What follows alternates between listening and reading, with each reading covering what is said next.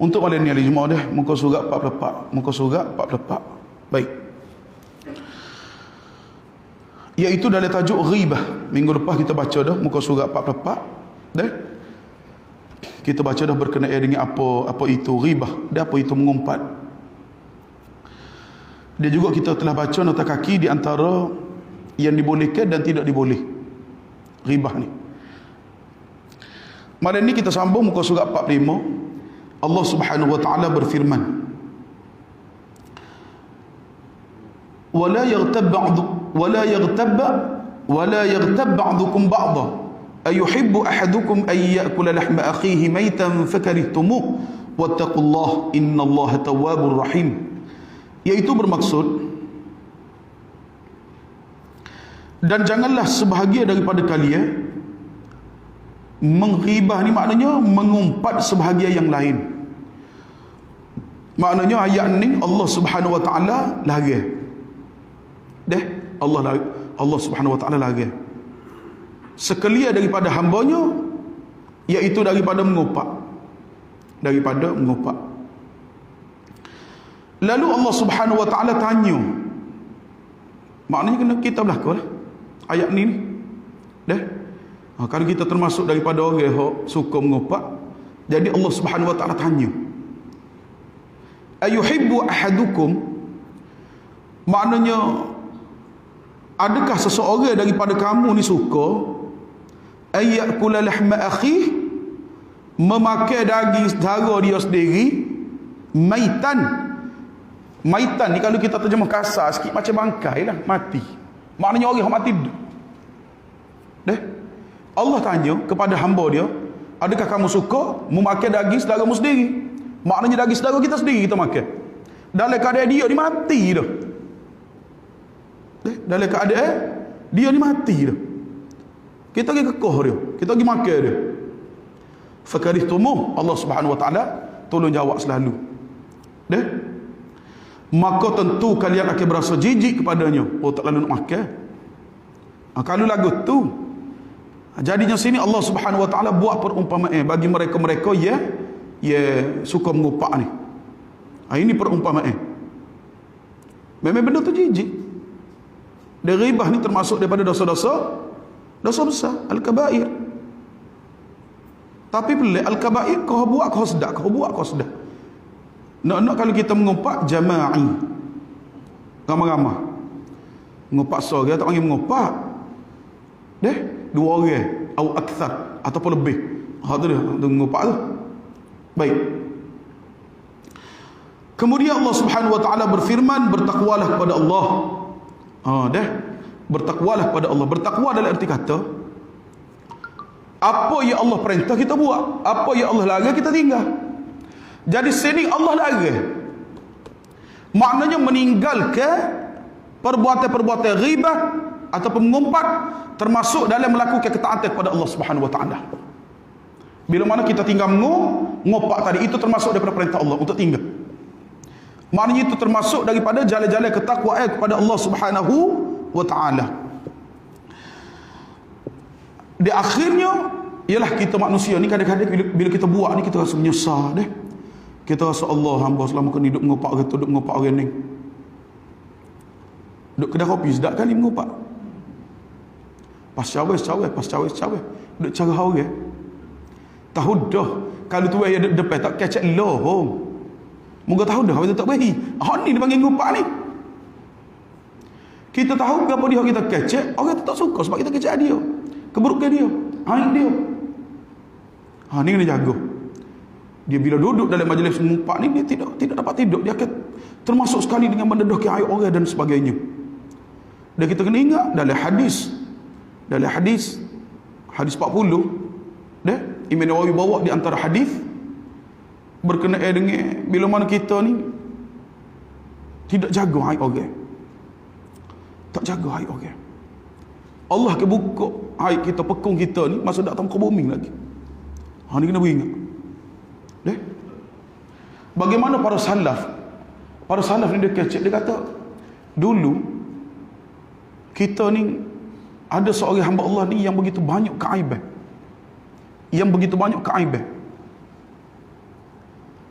Tapi bila mana dia tak cara keaiban-keaiban orang, kami pun tak kecek keaiban dia. Kami pun tak kecek dia punya keaiban.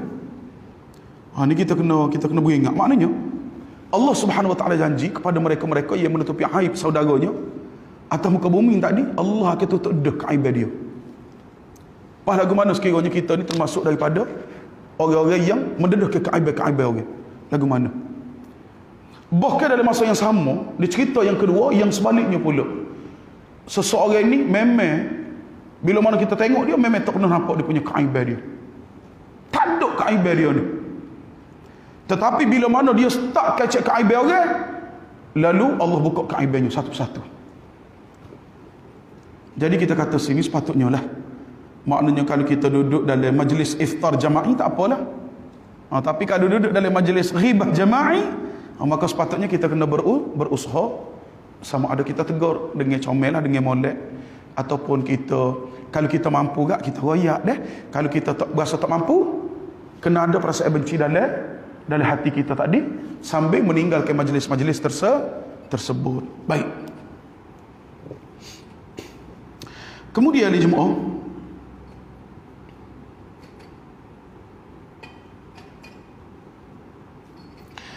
yang akhirnya Allah Subhanahu Wa Taala nak menyatakan sesungguhnya Allah Subhanahu Wa Taala Maha penerima taubat lagi Maha penyayang. Dan banyak mana sekalipun kita punya dosa, bila mana kita bertaubat kepada Allah, kita memohon keampunan kepada Allah, Allah akan terima. Banyak mana dosa kita hari Jumaat. Kalau kita tengok hadis Nabi, hadis yang terakhir, betapa luasnya rahmat dan pengampunan daripada Allah. Nabi buat contoh, hadis ni adalah hadis kursi. Nabi buat contoh. Nabi kata bila mana seorang hamba Allah mari bertemu dengan Allah, dalam keadaan dia ni buat dosa sehingga hampir memenuhi langit dan bumi. Yang pertama sehingga hampir memenuhi langit dan bumi. Nabi sebut. Bila mana dia mari bertemu Allah Subhanahu Wa Taala, dia taubat dengan sebenar-benar taubat kepada Allah, Allah Subhanahu Wa Taala akan bawa pengampunan kepadanya yang hampir memenuhi langit dan bumi. Syarat dia apa dia? Tidak menyekutukan Allah, berharap kepada Allah, dipanggil ar-raja.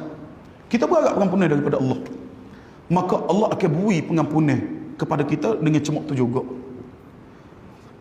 Di akhir hadis tu katanya Nabi, sebab Nabi cerita 3 peringkat. Pertama, dia memohon keampunan kepada Allah, dia menyedari kesilapan dosa dia. Selagi mana dia tidak menyekutukan Allah, Allah akan ampunkan dia.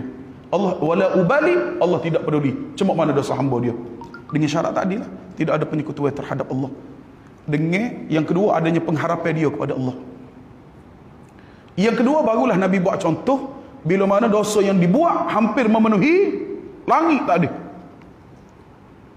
Bila dia mari bertemu dengan Allah, dosa dibuat hampir sebanyak tu, dia bertaubat kepada Allah, dia tidak menyekutukan Allah, dia berharap keampunan daripada Allah, maka Allah akan bawa keampunan cemok tu juga. Dan di akhirnya Nabi SAW bersabda, bila mana seorang hamba Allah mari bertemu dengan Allah dalam keadaan biqurabil ardil khataya, biqurabil ard, yang hampir memenuhi bumi. Apa dia penuh bumi ni? Al khataya, kesalahan, kesilapan dia buat selama ini. Tapi dia bertemu dengan Allah. Maknanya dalam arti kata bertemu, maknanya dia ni bermunajat kepada Allah, dia berdoa kepada Allah, dia minta keampunan, dia bertaubat kepada Allah. Sehingga katanya Nabi, Allah Subhanahu Wa Taala berfirman, la ataituka biqurabil ardi maghfiratan. Allah Subhanahu Wa Taala akan bawa kepada hamba dia tadi, iaitu yang hampir memenuhi bumi, keampunan daripada Allah Subhanahu Wa Taala. Jadi mungkinlah kita kadang-kadang bila baca ayat ni kita baru sedar, Allah selama ini banyaknya dosa kita, banyaknya kesilapan kita, banyaknya kesalahan kita. Belah mana Tuhan ampun dosa hamba Allah, sudah dah pusing kitanya. Jadi dalam ayat ni betapa Allah Subhanahu Wa Taala menegaskan bahawa Allah Subhanahu Wa Taala ni iaitu Maha penerima taubat dah, lagi Maha penyayang terhadap hamba-hambanya. Baik. Jadi kalau kita dah menyesali dah perbuatan-perbuatan kita lepas, kalau kita ni, ialah kita ni dalam hidup ni adalah orang Ada orang kita rapat, ada orang kita baik, ada orang kita anggap dia ni meh seteru dah. Bukan seteru. Tak boleh tengok dia ni, nampak sendiri sikit, tak nak ngopak dia selalu. Jadi bila ada perasaan lagu ni, kita dah sedar dah kesilapan kesalahan dia, jumpa dia minta maaf dengan dia. Maaf lah mak, hamba kalau ada silap. Mungkin kita tak suka. Dia pun lah, hamba minta maaf juga, hamba tak ada bergapa dengan dia, Allah. Lega perasaan kita masa tu. Lega. Cuma nak boleh pergi berayak tu lah. Minta maaf, tak apa dah. Maaf lah mak, hamba salah kecek bergapa demo. Dia selama kening, hamba duduk lagu ni. Minta maaf dengan dia. Sebab dosa ni dia ada yang melibatkan dengan pencipta dan dia ada yang melibatkan dengan manusia. Melibatkan dengan pencipta, kita ada jalan dengan cara memohon bertaubat kepada Allah, mohon keampunan daripada Allah. Tapi bila dengan manusia, kalau tak ada agak lagu mana? Ngakak cari esok. Mengakak. Lebih-lebih lagi sekiranya amalan-amalan kita ni menyebabkan boleh ke orang kita duk kecek tadi. Lagilah. Itu muflis tu. Masa tu maik nak tolong tak boleh. Dah nak pergi sama saya. Situ tak ada dah. Sini kalau kita muflis boleh lagi. Mari jumpa Tok Imam. Hamba muflis, hamba tak ada piti. Gi maik bawa surat penyataan muflis. Mungkin maik boleh tolong. Tapi bila mana kita muflis di akhirat, nak cari dana mana? Nak cari modal mana? Masa tu muflis. Sebab kita telah berpindah ke alam akhirat. Tak ada dah. Jadi maknanya sini, mana yang kita masih ingat dia dengan siapa kesilapan kita yang melibatkan orang itu, kita mengopak dia, kita kata udur dan sebagainya, maka kita pergi minta maaf lah. Buailah kalau kita ada perasaan malu dan sebagainya. Pergi bertemu semata-mata untuk kita dapat di akhirnya keredaan daripada Allah Subhanahu wa taala. Baik. Lagu tu jugalah kalau kita ada hutang berapa kena selesai. Sebab bagian ni bagi tak selesai, kalau kita tak selesai di atas muka bumi. Untuk seterusnya ahli Jumaat. Artinya dia kata sini, janganlah sebahagian daripada kalian membicarakan sebahagian yang lain ketika ia tidak ada dengan sesuatu yang menyakitinya. Salah berarti sini jadi pahal lagu lain. Janganlah sebahagian daripada kalian membicarakan sebahagian yang lain ketika ia tidak ada, iaitu dengan sesuatu yang menyakitinya. Maknanya ini di antara apa yang nak diceritakan oleh Allah Subhanahu wa taala dalam maksud ni. Baik. Lalu Allah membuat perumpamaan tentang mengumpat. Sukakah seseorang daripada kita semua untuk memakan daging saudara kita yang sudah mati? Suka ke tidak? Maka jelaslah bahawa ketika kita menyebutkan kejelekan saudara kita yang tidak ada di hadapan kita, maka sama artinya dengan memakan dagingnya, padahal ia sudah mati, sehingga tentu ia tidak merasakannya. Memang kita tak berasa. Ia berasa kau mana ni? Cerita tu kau rancak, cerita tu kau sedap. Sebab kita ngaji dah kan, minggu lepas kan. Bila kecek banyak ni, dia kait kau ni sikit, dia kait kau ni sikit, dia tambah hak tu sikit, dia tambah hak tu sikit. Gola kalau masing manis lemak tak cukup, tak sedap. Ia kena cukup molek baru sedap, baru menyakut. Hak tu ngomong 3 pinggan ngomong 4 orang tu. Hak ni tambah sikit, hak tu tambah sikit, hak ni tambah.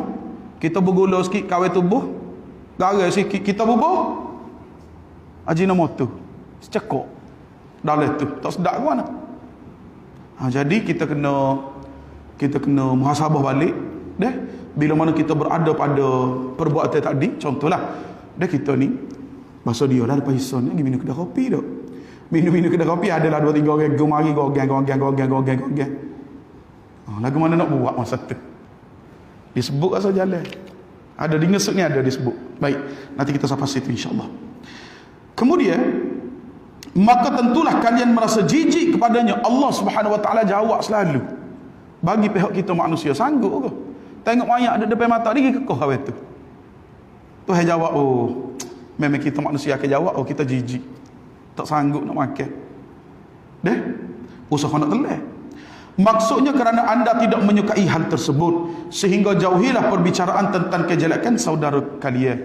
Maknanya mudah-mudahanlah Dia benda-benda buruk hok memang sahabat kita sendiri pun tak suka kalau kita kecek. Dia pasal keburukan dia ni.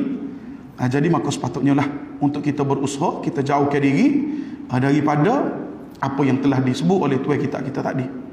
Maka dalam hal ini ada isyarat bahawa kehormatan manusia bagaikan dagingnya. Jadi jelas daripada kita sini maknanya ada petunjuk lah ataupun ada isyarat-isyarat menunjukkan bahawa kehormatan manusia ni bagaikan dagingnya. Maka oleh kerana itu ghibah ataupun mengumpat termasuk dalam kategori al-kabair. Maknanya sini mengumpat termasuk daripada dosa-dosa besar.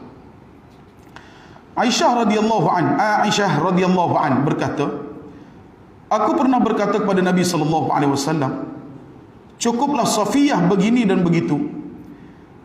Sebahagian daripada rawi hadis mengatakan kemudian beliau kemudian bersabda, sungguh engkau telah mengucap kalimah yang jika dicampur dengan air laut nescaya akan berubah warnanya. Lalu Aisyah radhiyallahu anha berkata, aku pernah menceritakan seseorang kepada beliau, lalu beliau bersabda, ma uhibbu anni hakaitu ahadan wa anna li kadza wa kadza. Nabi kata, aku tidak suka aku tidak suka engkau menceritakan hal seseorang meskipun aku diberi harta. Maknanya Nabi tegas lah. Nabi tegas dia dalam masalah ni. Dalam masa yang sama Nabi SAW nak memberi peringatan. Baik, berkenaan dengan bahayanya dia mengumpat. Hadis ini melarang keras, iaitu perbuatan ghibah, perbuatan mengumpat. Hadis ini diriwayatkan oleh Imam At-Tirmidzi dan juga Abu Daud. Rasulullah SAW bersabda, qulul muslimi 'alal muslimi haramun 'irduhu wa maluh. Nabi kata setiap muslim haram mengganggu kehormatan dan harta bendanya bagi muslim yang lainnya. Baik, maknanya kehormatan sini apa dia? Ngumpat dah atau menceritakan keaibah tadi. Rasulullah SAW bersabda, inna dima'akum wa a'radakum haramun 'alaikum ka hurmati yaumikum hadha fi syahrikum hadha fi baladikum hadha ala halla ballaghtu, yaitu bermaksud sungguhnya darah dan kehormatan kalian haram di atas kalian seperti keharaman hari kalian ini pada bulan kalian ini di negara kalian ini. Bukankah telah aku sampaikan kepada kalian? Hadis diriwayatkan oleh Imam Bukhari. Ali bin Hasan radhiyallahu an berkata, jauhilah ghibah. Ali bin Hasan berkata, jauhilah ghibah kerana ia adalah lauk anjing-anjing manusia. Siapa sahaja tu dia ayat hinanya dan mereka-mereka yang mengumpat. Jadi makna ghibah ialah anda membicarakan saudara anda yang tidak ada di tempat dengan sesuatu yang ia benci jika ia tahu. Maknanya kalau kita nak ngopak kau tidak ngopak kau ataupun tidak termasuk dalam kategori mengumpat. Jadi gini mudah. Kalau kita nak kecek hadiah tadi kita letak, kita duduk situ. Apa kalau orang kecek hak kita hak ni, kita suka ke tak? Tak suka. Hak tu mengumpat. Beres. Baik, mudah kan? Baik itu berkenaan dengan kekurangan pada tubuh, nasab, akhlak maupun pakaiannya. Sejelek-jelek ghibah, maknanya seburuk-buruk ghibah, ialah ghibahnya orang-orang yang berpura-pura zuhud, yang suka mempamerkan sesuatu. Misalnya, ada seseorang yang menyebut-nyebutnya, lalu mereka berkata, segala puji hanya bagi Allah yang tidak menguji kita untuk menemui para penguasa dan bekerja keras untuk mencari harta dunia. Atau mereka berucap, aku berlindung pada Allah dari sedikitnya rasa malu. Atau berucap, kami memohon keselamatan kepada Allah. Mereka menghimpun celah pada yang disebutkannya dan pujian pada dirinya. Ada kalanya di antara mereka berkata saat menyebutkan seseorang, yaitu orang miskin itu ditimpa bahaya besar, semoga Allah menerima taubat kami dan taubatnya. Orang tersebut memperlihatkan doa dan menyembunyikan tujuannya. Ketahuilah, orang yang mendengarkan ghibah sama dengan pelakunya. Baik, hak tadi orang hak jengopak, yang kedua orang hak jenengan ngopak. Orang hak jenengan, maknanya kita hak duduk sekali dalam majlis mengopak tadi. Baik, ia tidak bisa terlepas daripada dosa ghibah. Maknanya kita orang hak dengar ni kena juga piyah dia. Moga kita hak je dengar. Kecuali jika ia mengingkari dengan lisannya. Kecuali dia tegur lah. Dia sebut, ada seorang sahabat ni memang bak negur ni, sahabat kita sendiri lah. Bak menegur ni memang beraluh benar. Beraluh ni maknanya dia nak tegur, tapi dia akan cari jalan cara yang paling lunak supaya kita ni tak berasa hati. Supaya kita ni tak berasa hati. Dia memang kita duk hati dia Allah. Seorang sahabat yang hebat lah. Sahabat duk ngaji Yaman sekali dulu. Sampai kalau ni pun duk berhubung lagi. Seorang yang sahabat yang baik, dalam teguran penuh dengan hikmah. Baik. Satu ketika duk tengah duk tengah buah ni, buah masuk bak ni lah. Dia kata, berasa manis celah gigi. Dia gitu. Peher dah lah gitunya. Mana? Bila peher tu senyap. Senyap tak senyap. Berlalu lunak lah cara dia tegur tadi. Baik. Dia begitu. Mudah. Baik. Jadi kalau kita duduk dalam majlis lagu tu, maka sepatutnya kita kena jadi orang yang ceguh. Kalau kita tidak mahu untuk menanggung dosa tadi. Kalau berasa gerak, selekeh. Tak. Berasa gerak dah. Ada. Jadi kalau kita tak say untuk terlibat sama menanggung dosa ghibah tadi, maka sepatutnya kita orang yang dengar ni duduk situ kan. Kalau kita mampu untuk bersuaralah. Baik. Terpulihlah cara, maknanya atas kreativiti masing-masing lah dalam menegur ni. Ada. Baik. Kemudian apabila ia takut, maka ia bisa mengingkarinya dengan hatinya. Yang kedua, dengan hati. Dan yang kedua dengan hati. Seolah-olah hadis ni lah, man ra'a minkum munkaran. Hadis berkenaan dengan kalau kita tengok benda mungkar, falyughayyir biyadih, hendaklah kita berusaha untuk ubah dengan tangan. Maknanya kekuasaan lah. Baik dengan tangan sendiri ataupun disimbolik kepada penguasaan kita ataupun kuasa yang kita ada pada masa itu. Tapi kalau kita tak mampu mengingkari dengan hati. Baik. Namun jika mampu mencegah dan mengalihkan pada perbicaraan yang lain, maka hal itu wajib ia lakukan. Tapi kalau kita boleh, contohlah nak start dah tajuk ni masuk dah ni. Nak start kata kat orang dah. Kita pun ubah tajuk kita tajuk muka lain. Dah. Dah tengok nak ngopak sedap-sedap ni. Ubahlah tajuk-tajuk yang boleh kita kata sini, alih daripada tajuk ni. Nak bicara kepada dia. Sedap meklik ganu nak dia makan kepuk rasa ikut maknanya kita berusaha untuk ubah supaya mudah-mudahan dengan cara kita alih topik tadi, mudah-mudahan orang yang duduk situ sedahlah, mudah-mudahan orang yang kecek tadi khabar atau je sebenarnya. Baik, tujuan dia ni. Kemudian perkara-perkara yang mendorong kepada ghibah, benda-benda yang menyebabkan kita ni mudah dalam mengumpat. Pertama, menyembuhkan amarah. Contohnya, ada berita baik yang tersebar antara satu kepada orang lainnya, yang hal itu menyebabkan salah satunya marah. Ketika amarahnya tengah bergolak, maka ia bisa sembuh dengan mengghibah, iaitu mengumpat temannya. Masa tu sedap sekali ngumpat.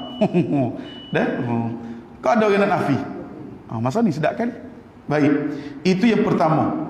Yang kedua, menyepakati basa-basi dan membantu teman. Misalnya apabila teman-temannya asyik membicarakan aib orang lain, ia melihat kalau dirinya memutus pembicaraan, tentu mereka keberatan dan akan meninggalkannya. Kerana itu ia pun membantunya dan memandang hal itu merupakan persahabatan yang baik. Beres.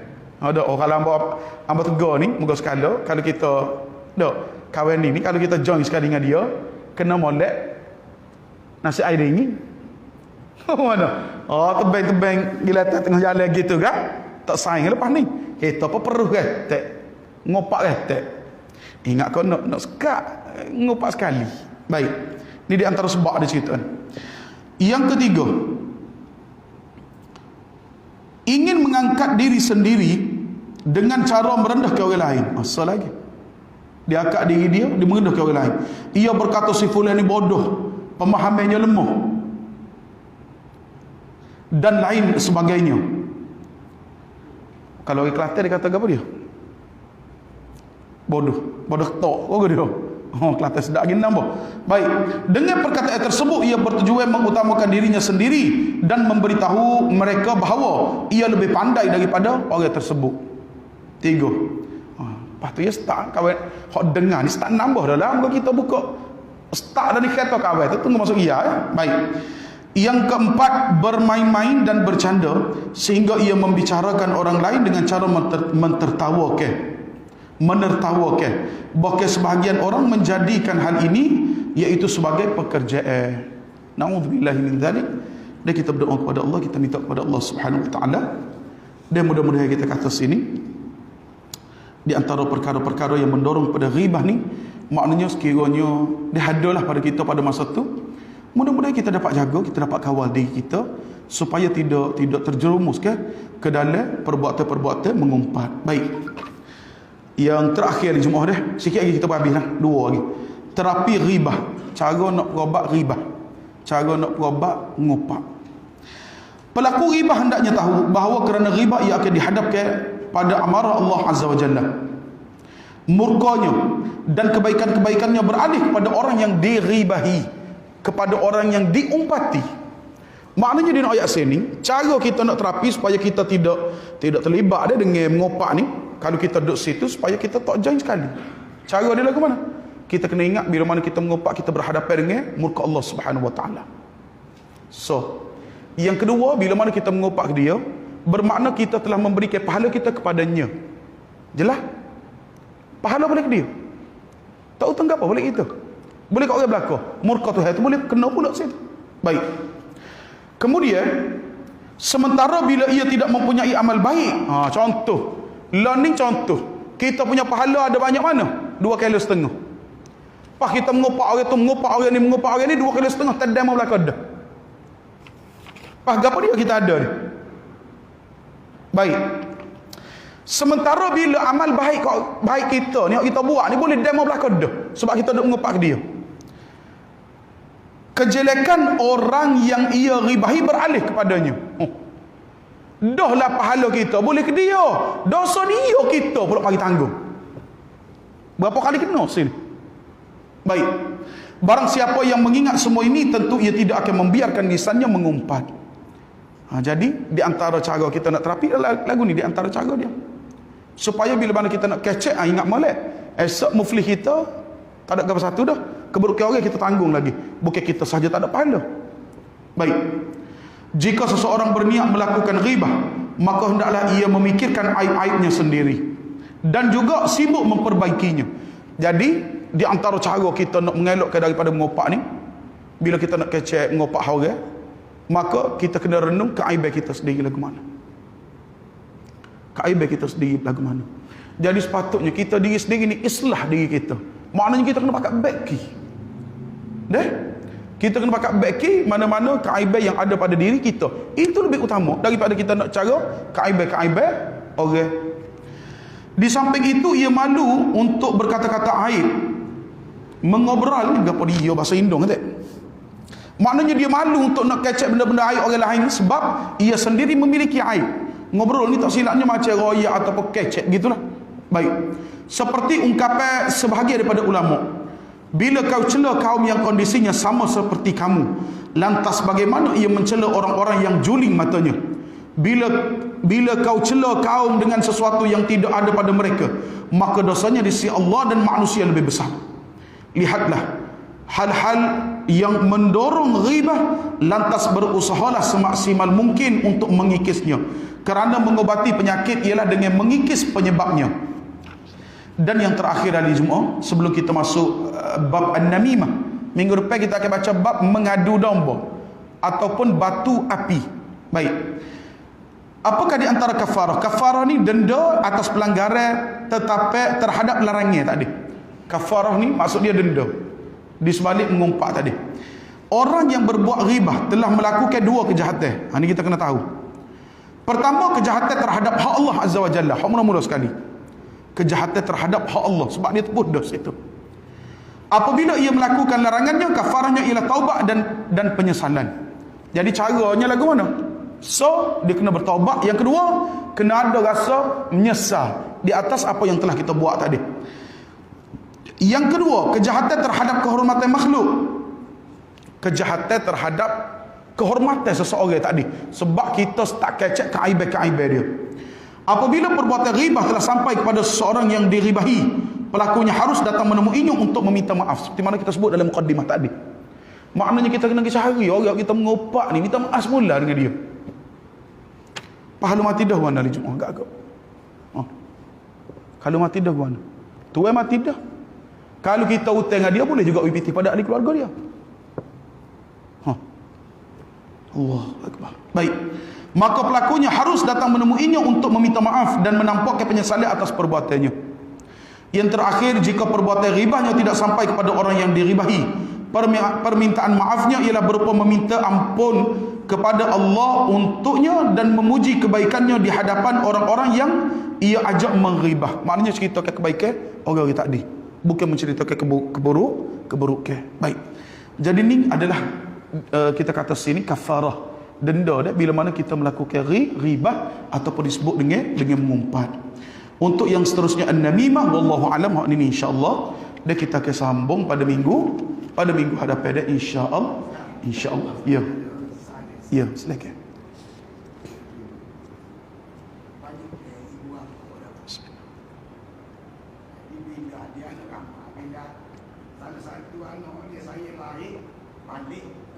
Dia banyak cerita anak-anak lain, bukan kepada anak dia saja. Baik, persoalan? Ada kompak. Baik, anak ramah ada ialah kelebihan dia di antara satu sama lain. Kalau dia setakat kecek supaya benda tu tadi adalah pakat-pakat beki lain lah. Kalau dia kecek semata-mata untuk pakat-pakat beki lah, supaya kita kata sini kelemahan-kelemahan tadi pada anak-anak lain, pakat-pakat beki itu tidak ada masalah. Tetapi sekiranya memang tujuannya untuk mengaib lah, termasuklah walaupun adik-beradik jangan main dah. Adik-beradik sedap sekali mengopak dah. Kau ke mana? Nak waktu mak saya hak ni, apa lagi? Ke mana? Saya tak payah buat kerja pada adik-adik. Dah mengapikan dan sebagainya. Jadi perlu beringatlah sebab kita sebut tadi. Kalau bos takat dah cerita untuk masing-masing baiki supaya benda kaibah hak tak comel ni tidak ada pada anak-anak lain, itu tidak ada masalah. Tapi sekiranya benda tu memang kecek semata-mata untuk nak cerita tajuk kaibah tadi, nak mengaibkan dia, nak dia, nak rendahkan dia dan sebagainya, termasuk. Sebab tu kita kata sini sebenarnya adik-adik hak lebih perit lagi kalau mengopak. Allah dahsyat dah. Bila mengopak, contohlah kita mengopak ke adik-adik lain, kita ayak kelemahan si B. Siapa dia hak tu? Dia terasa lebih daripada orang luar. Sebab darah daging yang sanggup mengopak. Boleh bayar. Jadi sebab tu ialah kalau keaiban dan sebagainya, sepatutnya kita adik-adik ni kena pakat-pakat jagalah. Dah. Kalau kita lah contoh selaku orang tengah lagu mana hok pahal sikit tajuk ni. Jadi kalau boleh bila mana ada bunyi lagu ni, sepatutnya kita lah jawab damai. Kita lah aja cerita tak patut kita kecek lagu ni dengan adik-adik. Dia kalau adik-adik ni kalau kita nasihat dia lain berbanding orang luar. Orang luar dia lagi sensitif sebab tidak ada pertalian darah. Adik-adik dia lagi mudah boleh terima. Jadi sebetulnya kalau kita sepatutnya orang yang tengah-tengah yang berada dalam situasi tadi, sepatutnya kita lah jadi orang yang supaya we nampak comel semula benda tadi. Segala kelemahan kita kata sini paling tidak kita pakat-pakat terima, kita pakat-pakat back. Yang itu yang sepatutnya. Bukan semata-mata untuk cerita, untuk terus maknanya sini nak merendahkan salah seorang daripada adik-adik kita yang ada kelemahan tadi. Dah? Insya-Allah. Jadi mudah-mudahan kita kata sini hari Jumaat sedikit sebanyak yang telah kita dengar tadi berkenaan dengan riba, iaitu mengumpat. Mudah-mudahan kita diberi kuasa oleh Allah supaya sekiranya benda ni kita menghadapinya, supaya kita dapat tepislah, supaya kita dapat jauhkan diri kita daripada mengumpat tadi dia, insya-Allah. Akhirnya aku qauli hadza wa astaghfirullahal azim li wa lakum. Wassalamualaikum warahmatullahi wabarakatuh. Wa barakallahu fikum. Subhanakallahumma wa bihamdika.